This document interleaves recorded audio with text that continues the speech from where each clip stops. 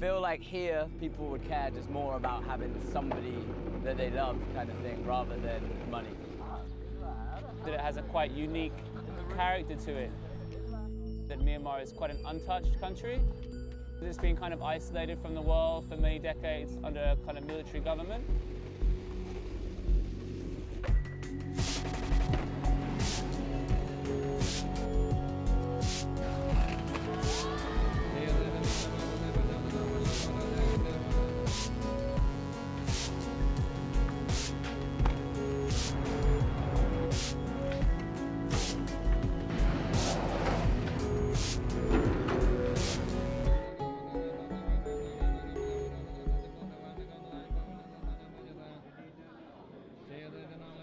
My name is Ali Drummond. I'm a skateboarder from England and I moved to Myanmar back in 2009.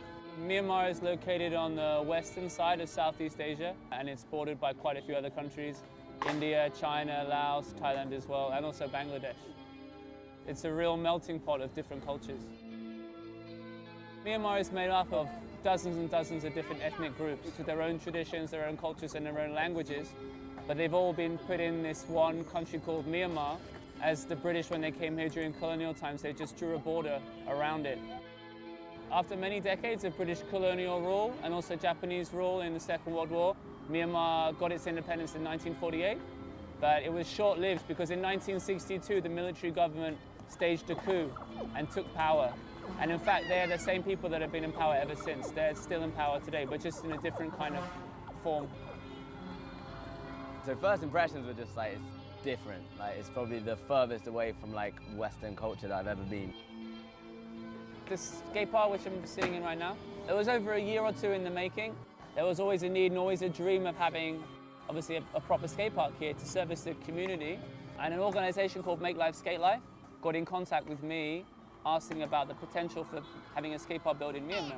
There were definitely a couple of hiccups along the way, but in the end, it was built in a couple of weeks, and it's really going to be a place that not only services the current community of skateboarders, but also provides a place for a whole new generation of them as well.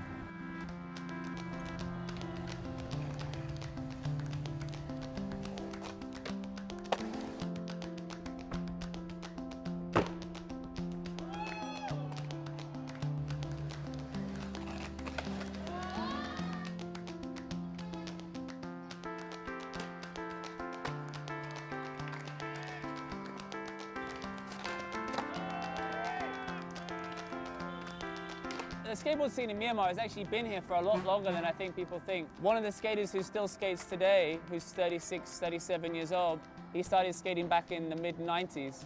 And he was saying at the time he was one of the first people to start skateboarding in the country. Because during that time the country was still under a very repressive government and it was closed from the outside world, the Burmese skateboarding community, although it was there, it was very, very small. A handful or two of people. They weren't too aware of the names of the skateboard tricks. So for some of them, they came up with names for themselves. So the one in particular, which is quite interesting, is the word for an ollie. They didn't know what an ollie was called. So they called it for the word in Burmese for a dolphin, as it mimics the way a dolphin jumps out the water.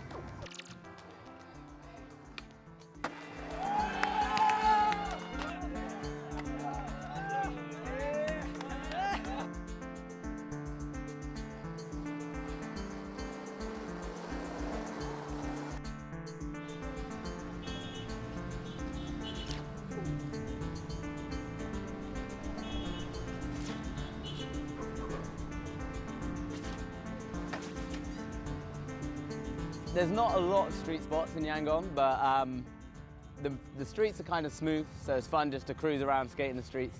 Feels a bit like New York.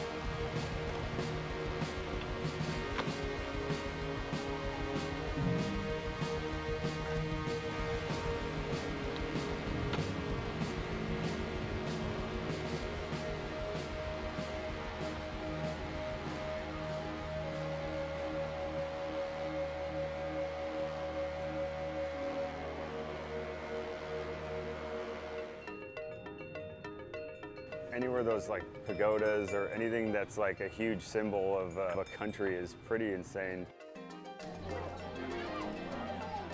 We traveled north to Naypyidaw.